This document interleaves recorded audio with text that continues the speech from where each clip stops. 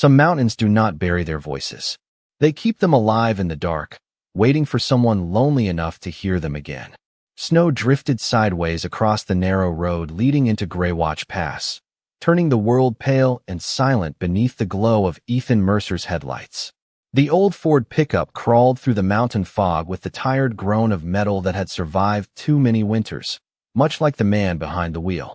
Ethan sat hunched beneath a worn canvas jacket lined with faded wool, one hand steady on the steering wheel while the other rested absent-mindedly against the thick fur of the German shepherd beside him. Ranger sat upright in the passenger seat, ears twitching toward the darkness outside, as if the mountain itself were whispering secrets only he understood. At 40 years old, Ethan carried the quiet look of a man who had spent too long learning how to survive silence. His broad shoulders were rigid from old injuries that still ached whenever cold air settled into the bones. Faint silver threaded through his dark brown hair near the temples, and a week's worth of stubble shadowed the hard lines of his jaw. His steel-gray eyes stayed fixed on the winding road ahead, though every few seconds they drifted toward the cliffs looming above them like sleeping giants beneath the storm. The farther north they climbed, the quieter the world became. No traffic, no distant towns, only the slow hiss of snow against the windshield and the hollow breathing of wind moving through the pines. Ranger suddenly lifted his head higher. His amber eyes narrowed toward the trees. Ethan noticed the shift immediately. "What is it, boy?" he murmured softly. The dog did not bark. He simply stared into the dark forest with intense focus, listening. Ethan swallowed slowly and turned onto the final gravel road leading toward the abandoned tunnel. Greywatch Tunnel appeared gradually through the storm like the entrance to something ancient and sleeping beneath the mountain. The concrete archway was enormous, blackened by decades of weather and shadow. Rust streaked the cracked stone walls like old tears frozen in place. A chain-link gate stood partially open near the entrance, swaying gently despite the still air. Ethan killed the engine, and silence rushed over them so completely it almost felt alive. For a moment neither man nor dog moved. Snowflakes drifted lazily through the beams of the headlights, vanishing into the darkness beyond the tunnel mouth. Then Ranger let out a low sound deep in his throat. Not a growl. Something quieter. Uneasy. Ethan stepped out into the freezing air, boots crunching over ice and gravel. The mountain smelled of wet stone, pine sap, and old iron buried somewhere beneath the earth. Ranger jumped down beside him, but instead of walking forward, the shepherd froze. His ears stood high. His body stiffened beneath the tactical harness wrapped around his chest. Ethan followed the dog's gaze toward the tunnel. At first there was nothing, just darkness stretching inward forever. Then came the sound. Tap, tap, tap. 3 soft knocks echoed faintly from somewhere deep beneath the mountain. Ethan's pulse slowed. The noise was distant enough that it could have been dripping water or settling stone, yet something about the rhythm felt deliberate. Ranger suddenly stepped forward and began moving toward the tunnel entrance with slow, cautious steps. Snow swirled around his legs as he disappeared into the shadow near the opening. "Easy," Ethan whispered, though he was no longer certain whether he was speaking to the dog or himself. Inside the tunnel, the temperature dropped instantly. Their flashlight beams swept across damp concrete walls stained dark with mineral streaks that shimmered like veins beneath the rock. Water dripped steadily from the ceiling somewhere ahead, each drop echoing through the enormous hollow passage with unnatural clarity. Ranger moved several feet ahead, nails clicking softly against the cracked ground. Then the dog stopped again, his head tilted slightly to the left. His ears twitched once, and deep within the darkness, so faint Ethan almost mistook it for wind, a woman's voice whispered softly through the tunnel. "You came back." Ranger stared into the blackness ahead and gave one quiet whine. But Ethan heard nothing at all. The whisper vanished so completely that Ethan almost convinced himself it had never happened at all. The tunnel returned to silence except for the slow dripping of water somewhere far beneath the mountain. Ranger remained frozen in place ahead of him, muscles tight beneath his thick silver-gray coat, amber eyes locked on the darkness beyond the flashlight beam. Ethan exhaled carefully, his breath curling pale in the cold air. "There is nobody here," he said quietly, though the words sounded uncertain even to him. Ranger glanced back briefly, then turned forward again with another low whine rising from his throat. The sound unsettled Ethan more than any scream could have. During their years together, Ranger had learned to stay calm in collapsing buildings, wildfire zones, and rescue operations where panic could get people killed. But this was different. The dog looked confused, almost sorrowful, as if he were hearing something impossible. Ethan stepped deeper into the tunnel, boots scraping softly over old gravel and cracked rail ties buried beneath decades of dust. The beam from his flashlight drifted across rusted electrical boxes hanging crookedly from the walls. Some still carried faded warning labels nearly erased by moisture and time. The deeper they walked, the more the mountain seemed to change around them. The air grew warmer in strange pockets, then cold again without warning. Faint vibrations pulsed occasionally through the concrete floor beneath Ethan's boots like distant machinery buried miles below the earth. He paused beside one of the old tunnel markers bolted to the wall. Greywatch Pass, mile 2.3. The numbers were barely visible beneath rust stains and mineral buildup. Ethan ran his gloved fingers across the metal plate, while memories surfaced uninvited from somewhere deep inside him. Another tunnel. Another mountain. Afghanistan. The memory arrived in fragments the way they always did. Dust choking the air. Emergency lights flickering red through smoke. The sound of steel groaning under impossible pressure. He remembered being trapped beneath collapsed concrete for 19 hours while rescue crews searched above him. One of the younger soldiers in his unit had kept talking in the darkness to stop everyone from losing hope. Stories about fishing with his father in Montana. Stories about old diners and baseball games and Sunday mornings that smelled like coffee and rain. Then eventually the voice stopped. Ethan never forgot the silence that came afterward. Ranger suddenly barked once, snapping him back to the present. The shepherd had moved several feet ahead, near the wall of the tunnel, where water trickled steadily down the rock. His nose pressed low against the concrete, as though following a scent invisible to human senses. Ethan approached slowly and noticed something strange.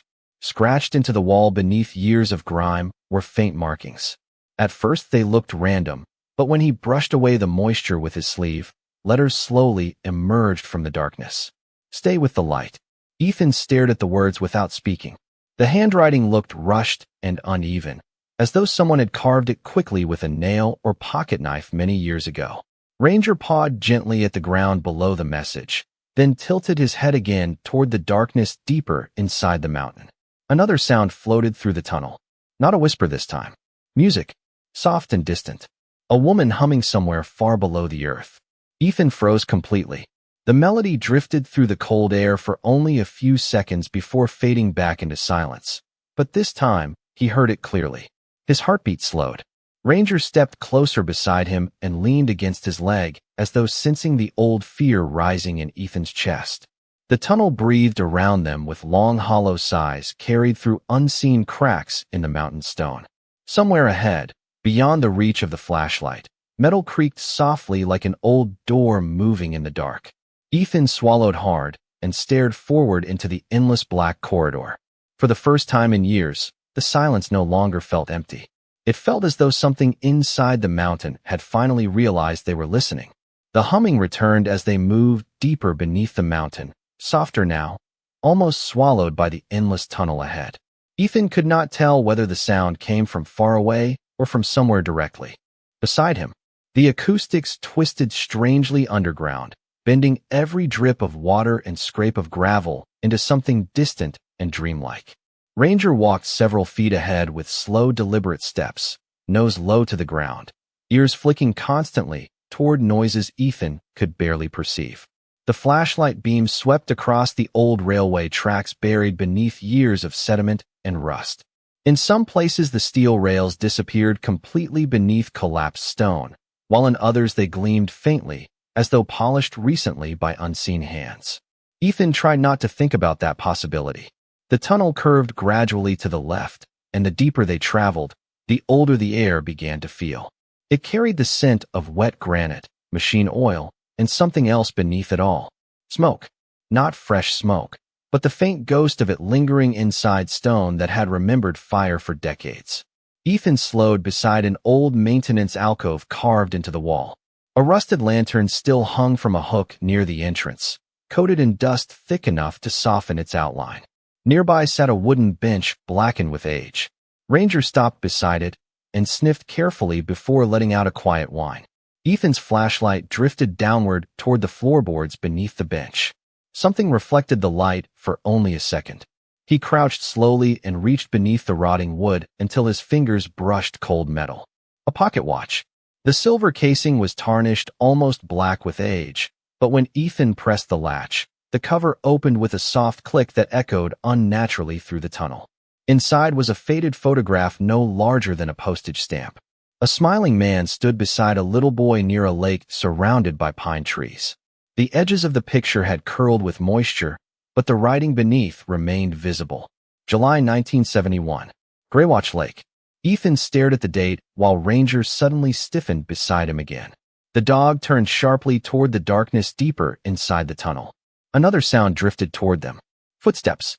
Slow and uneven. Ethan rose instantly, pulse tightening in his chest.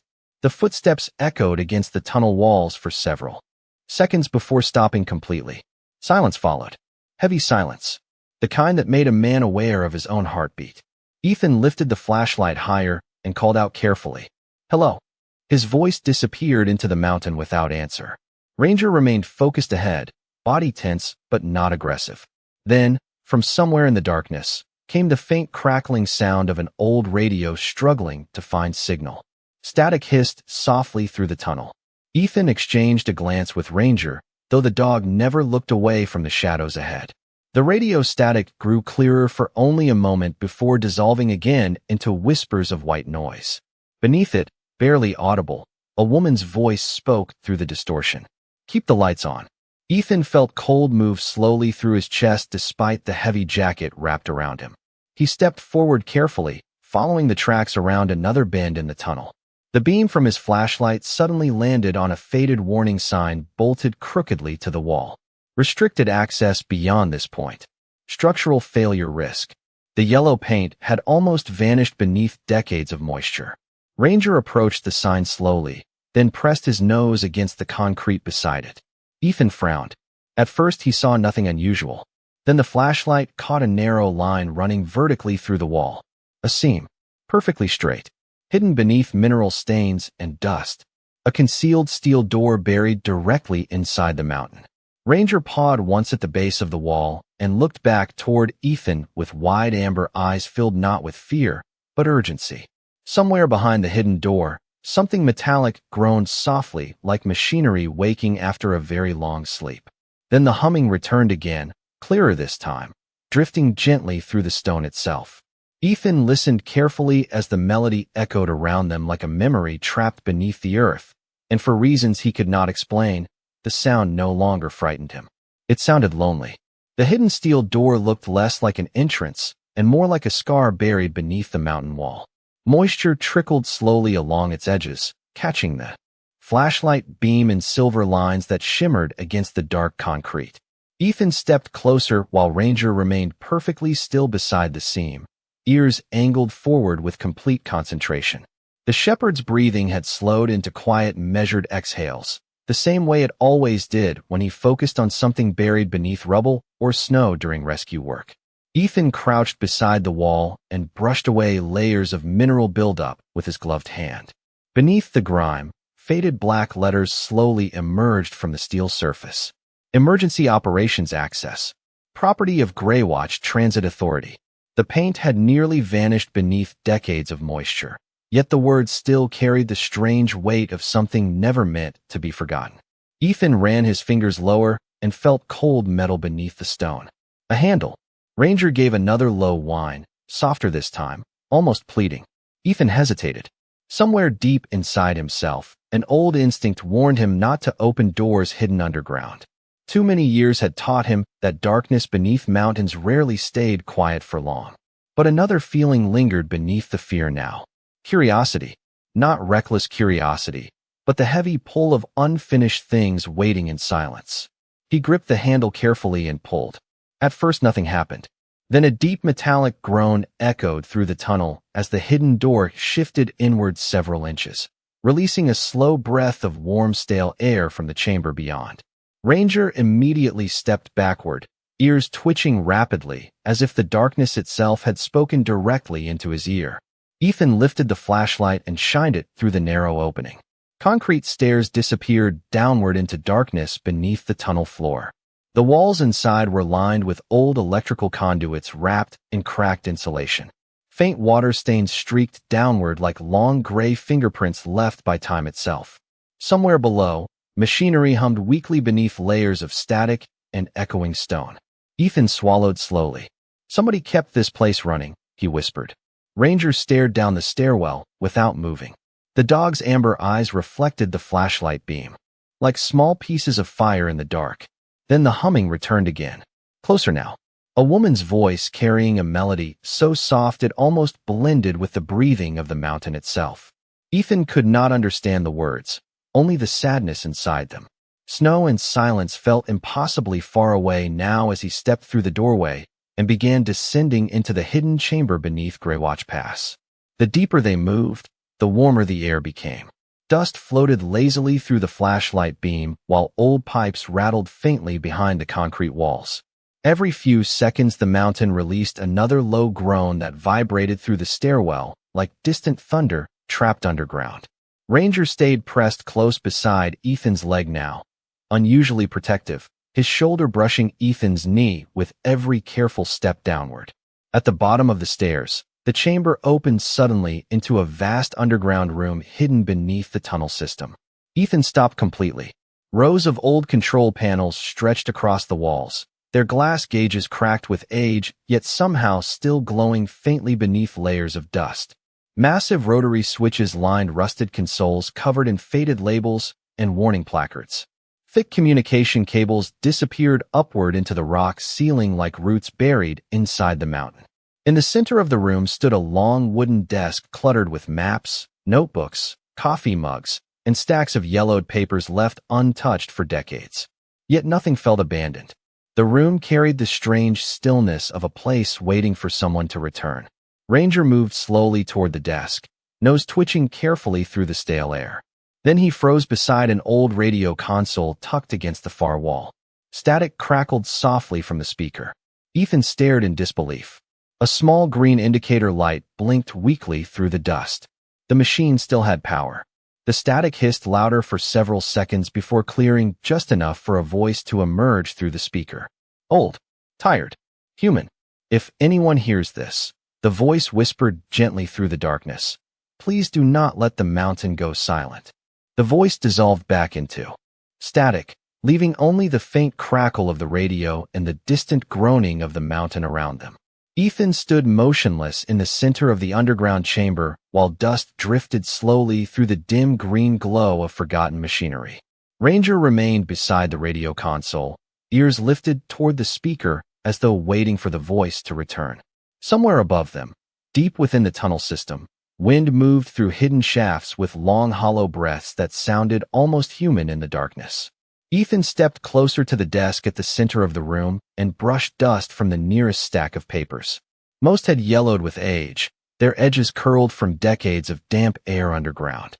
Maps of Greywatch Pass covered the tabletop, marked with handwritten notes and faded engineering stamps. Red lines traced maintenance tunnels branching beneath the mountain like veins beneath skin. Several sections had been crossed out completely. Ethan's eyes settled on one phrase written carefully near the bottom of a map. Auxiliary refuge chamber sealed after collapse. All remaining personnel unaccounted for. He frowned slowly. "Unaccounted for," he murmured under his breath. Ranger suddenly lifted his head again. The shepherd turned sharply toward the far side of the chamber, where another hallway disappeared deeper underground beyond a row of electrical cabinets. His body stiffened beneath the harness. Then came the sound. 3 soft knocks. Tap, tap, tap. Ethan felt the hairs rise along the back of his neck. The rhythm echoed gently through the chamber walls exactly the same way it had earlier inside the tunnel. Ranger moved immediately toward the hallway entrance, not fearful now, but focused with intense urgency. Ethan grabbed the flashlight from the desk and followed. The narrow corridor beyond the operations room sloped gradually downward through raw stone reinforced with steel beams darkened by rust. Old emergency bulbs lined the ceiling overhead, many shattered long ago, though every few yards one still flickered weakly with pale amber light, powered by whatever forgotten system still breathed beneath the mountain. Water dripped steadily through cracks in the rock ceiling, collecting in shallow pools along the concrete floor. As they descended deeper, Ethan noticed something strange about the walls. Names had been carved into the stone beside the corridor by different hands over many years. Some were rough initials scratched quickly into concrete. Others were full names carefully etched with dates beside them. Thomas Bell, January 1971. Maria Vance, February 1971. Daniel Mercer. Ethan stopped walking instantly. The flashlight beam trembled slightly in his hand as he stared at the final name. Mercer, the same last name his father had carried before disappearing when Ethan was 8 years old. Ethan swallowed hard and stepped closer to the wall. The carving looked older than the others, the letters deeper and more deliberate.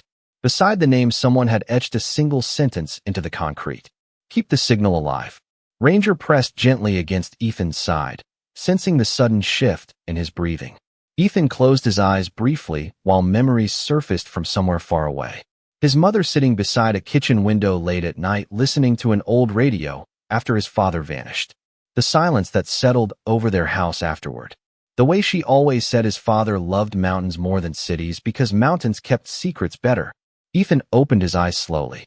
The corridor ahead released another low groan through the stone, as though the mountain itself had exhaled. Ranger moved forward again, paws splashing softly through shallow water. Then the humming returned once more. Closer now, not distant anymore. The woman's voice floated gently through the corridor ahead, carrying an old melody filled with warmth and unbearable sadness. Ethan recognized it instantly. His mother used to hum the same tune while washing dishes on quiet winter nights when the world outside their farmhouse disappeared beneath snow. Ranger stopped beside a rusted steel doorway at the end of the corridor and looked back toward Ethan with wide amber eyes. The shepherd gave one soft bark. The old door stood partially open. Warm light flickered faintly from somewhere inside the hidden room beyond, moving softly against the stone. Walls like candlelight breathing in the dark. The warm light inside the hidden room flickered softly against walls carved directly from the mountain stone. Ethan stepped through the rusted doorway with Ranger close beside him, both moving carefully as though afraid the room itself might disappear if they breathed too loudly. The chamber was smaller than the operations center above, but far more personal, preserved in the strange stillness of a forgotten life, paused halfway through a sentence. Old lanterns lined metal shelves against the walls, several still glowing faintly with weak electric bulbs powered by ancient batteries humming somewhere beneath the floor. A narrow cot sat in one corner beneath folded wool blankets coated lightly in dust. Nearby stood a tiny iron stove connected to a ventilation pipe disappearing upward into the rock ceiling. The air smelled faintly of cedar smoke, machine oil, and old paper aged by decades underground. Ranger moved slowly around the room, nose twitching with focused curiosity rather than fear now. Ethan approached a wooden table positioned beneath a row of radio equipment and stopped when he saw the photographs spread carefully across its surface.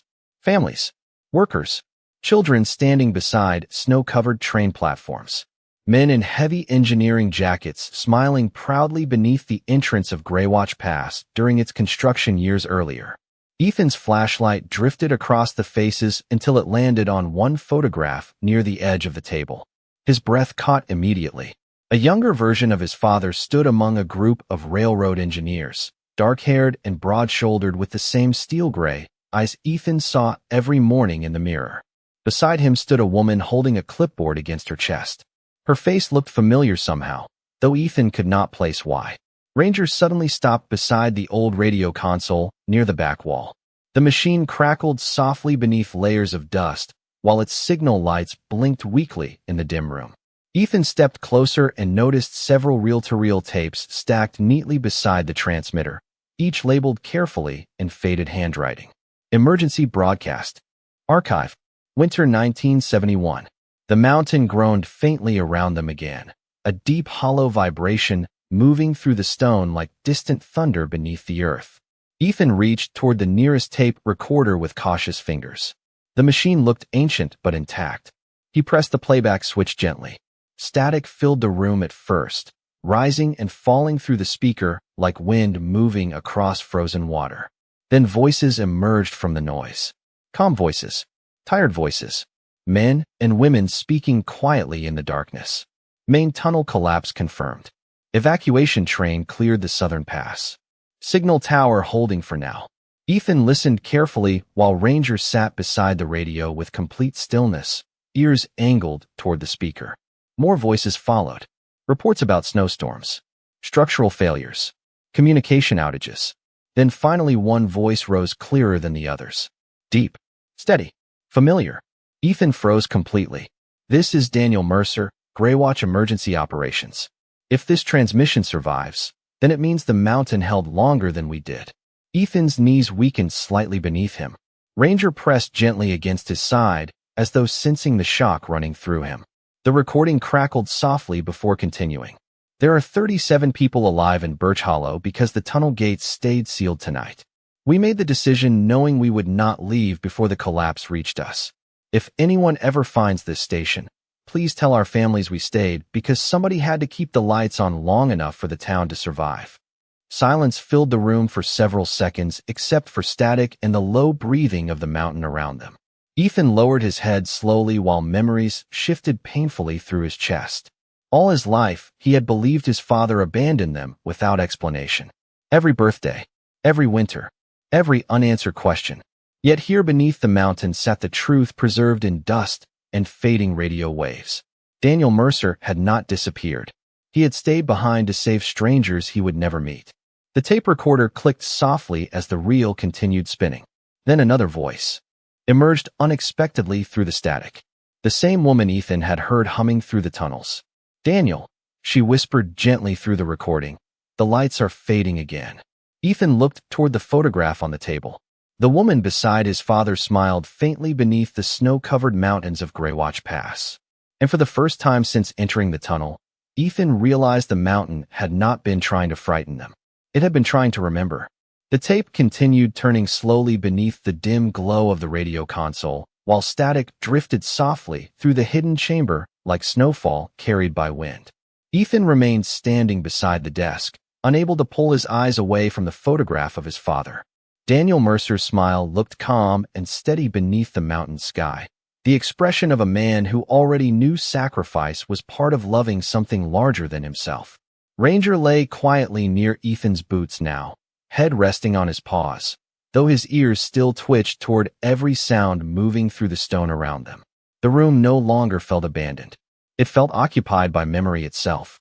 Ethan sat slowly in the rusted metal chair beside the radio console and reached for another tape from the stack. Dust coated the label in pale gray layers. Personal logs. December 1971. He slid the reel carefully into the machine and pressed play. For several seconds, there was only static and the faint humming of old electrical systems hidden beneath the floor. Then Daniel Mercer's voice returned, quieter this time. Tired. Human. Day 19 underground. The recording whispered softly. The southern ridge collapsed again this morning. We lost contact with the upper stations after midnight, but the evacuation train made it through before the ice buried the eastern pass. That means Birch Hollow is still standing. Ethan listened in complete silence while the mountain breathed around them with long hollow sighs moving through distant ventilation shafts. Ranger slowly lifted his head. Somewhere beyond the chamber walls, faint metallic knocking echoed through the tunnels again. Tap, tap, tap. Ethan barely noticed now. The sound no longer felt threatening. It sounded patient, like someone waiting politely in another room. The recording continued. Most of the generators are gone. Only auxiliary power remains. Claire keeps singing while she works because she says the tunnels sound less lonely that way. Ethan glanced again toward the woman in the photograph beside his father. Claire. The humming voice inside the mountain finally had a name. Daniel's voice softened further through the static. If Ethan ever hears this someday, I need him to know something. Leaving was never the plan. Ethan froze completely. Ranger rose immediately beside him, sensing the sudden tension in his breathing. The tape hissed softly before the voice returned. You were 7 years old the last time I saw you standing beside that old mailbox in Colorado.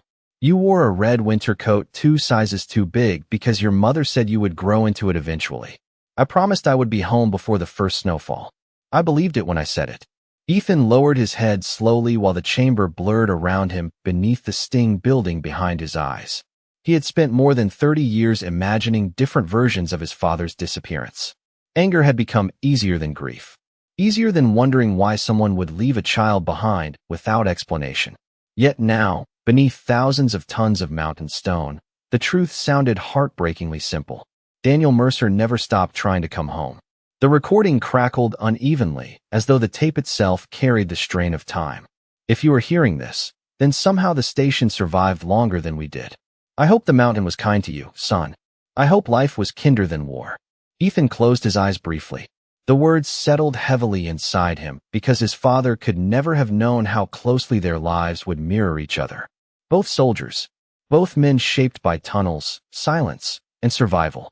Both learning too late how loneliness can harden into something permanent if left untouched too long. Ranger suddenly stood and turned sharply toward the far wall of the chamber. His ears rose high. A new sound moved through the room. Not static. Not humming. Footsteps. Slow footsteps echoing faintly beyond the concrete walls somewhere deeper underground. Ethan opened his eyes instantly. The footsteps stopped. Silence followed for several seconds. Then the old overhead lights flickered once. Twice. A soft burst of static exploded through the radio speaker before Claire's voice whispered gently into the room once more. "Daniel," she said quietly, almost smiling through the distortion. Someone finally came back for the lights. The chamber fell silent again after Claire's voice faded into static, yet the air no longer felt empty. Ethan stood motionless beside the radio console, while the old overhead bulbs flickered weakly against the stone walls. Somewhere deep within the mountain, machinery continued its slow, tired humming like the heartbeat of something ancient refusing to die completely.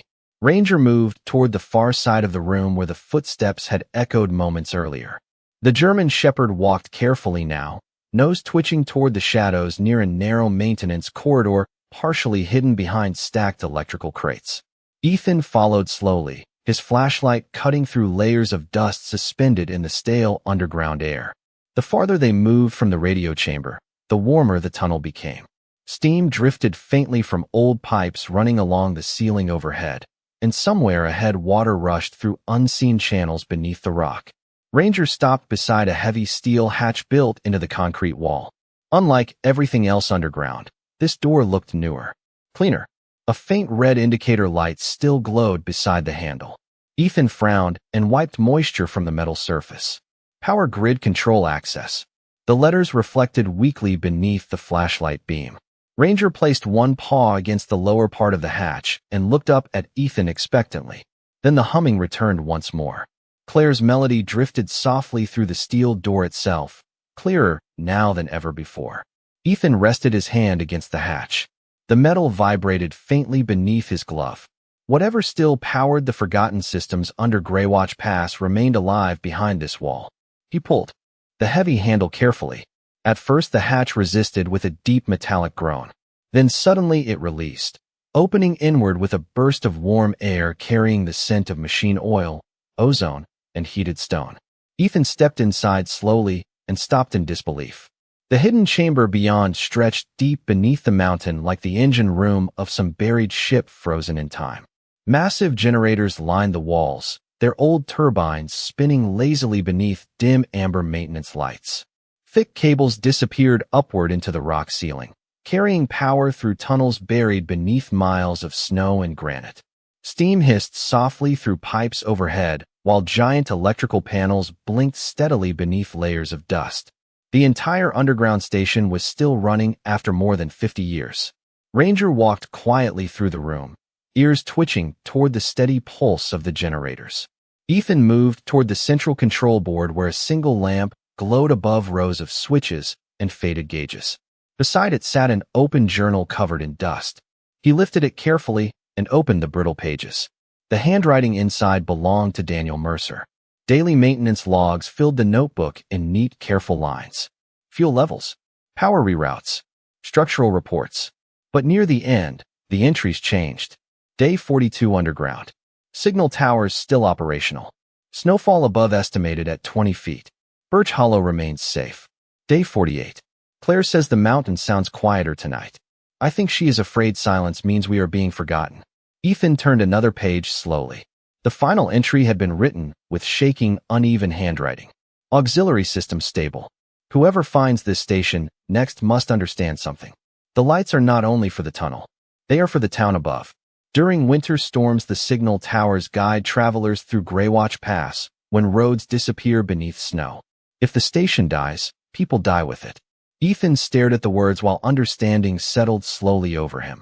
The hidden station had never been abandoned because it still served a purpose. Even now, buried beneath the mountain, Daniel Mercer and the others had continued protecting strangers long after the world believed they were gone. Rangers suddenly barked once toward the far wall of the chamber. Ethan turned quickly. Mounted high above the generators stood a massive observation window, clouded with condensation. Beyond the glass, another tunnel stretched outward through darkness beneath the mountain. Dim emergency lights flickered along the passageway until the beam disappeared into shadow far below the earth. Then Ethan saw it. A figure standing motionless at the edge of the distant light. Tall, human, barely visible through the fogged glass. The figure did not move. It simply stood there quietly as though watching them from the darkness beneath Greywatch Pass. Ranger stared toward the window without growling, without fear. Then slowly, almost gently, the figure lifted one hand toward the glass before fading back into shadow as the lights flickered once more. The figure beyond the observation glass disappeared so quietly that Ethan could not tell whether he had truly seen someone standing there or whether the mountain itself had shaped shadow into memory. The emergency lights steadied again above the generator room, casting their dim amber glow across the humming machinery beneath Greywatch Pass.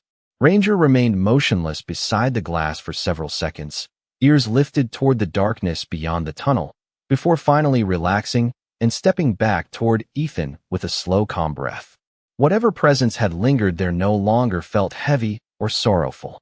The underground station seemed quieter now, almost peaceful, as though something unfinished had finally settled into rest. Ethan stood beside the control board while the generators pulsed steadily through the floor beneath his boots. His father's journal remained open in his hands, its final pages trembling slightly from the vibrations moving through the mountain stone. Outside, the storm continued above them somewhere far beyond the rock ceiling. Yet down here beneath thousands of tons of earth, time felt suspended between past and present. Ethan looked slowly across the hidden station one last time. The glowing control panels, the dusty coffee mugs, left untouched for half a century.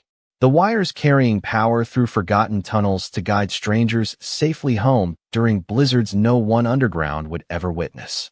His father and the others had vanished from history, yet their kindness had continued quietly beneath the mountain all these years like a light no storm could fully bury. Ranger nudged Ethan's hand gently with his nose. Ethan managed the faintest smile and rested his fingers against the shepherd's thick fur. "You heard them first, did not you?" he whispered softly. Ranger blinked slowly, amber eyes calm beneath the warm glow of the generators. Together they climbed back through the underground corridors carrying the journals, photographs, and radio tapes carefully packed inside Ethan's weathered canvas bag. The tunnels no longer felt cold now. The mountain still groaned occasionally through the stone, but the sounds resembled deep, tired breathing instead of warning. As they passed the carved names along the corridor wall, Ethan paused beside Daniel Mercer's inscription one final time. "Keep the signal alive."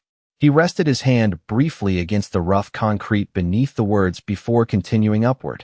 By the time they emerged from the hidden hatch into the operations chamber, the old radio had gone silent. No static, no humming, only the soft ticking of cooling machinery and the distant rush of wind through the upper tunnel. Ethan stood beside the console for a long moment waiting to hear Claire's voice once more, but the mountain remained still. Ranger simply lay beside the doorway with his head resting on his paws as though satisfied that whatever had called them beneath Greywatch Pass no longer needed to whisper through the dark. Dawn waited outside the tunnel when Ethan and Ranger finally stepped back into the winter air. Snow covered the mountain road in pale silver beneath the first light of morning. Pine trees swayed gently beneath a soft northern wind carrying the scent of cedar and ice across the valley below. Ethan stood near the tunnel entrance while cold sunlight spilled across the cliffs surrounding Greywatch Pass. For the first time in decades, the weight inside his chest no longer felt like abandonment. It felt like understanding. Weeks later, crews arrived to reopen sections of the old station beneath the mountain. Engineers discovered that the forgotten emergency systems were still quietly transmitting weather guidance signals during winter storms, helping rescue teams navigate Greywatch Pass for years without anyone realizing where the signal originated. The story spread slowly through nearby towns. About the hidden station beneath the mountain. About the workers who stayed behind to save strangers during the winter of 1971. About the veteran and the German shepherd who followed voices through abandoned tunnels and brought the truth back into the light. Ethan returned often after that. Sometimes he repaired damaged wiring in the old station. Sometimes he simply sat beside the radio console with rangers sleeping near the generators while snowstorms drifted quietly above the mountain. And on certain winter nights, when the wind moved gently through the tunnel walls and the world grew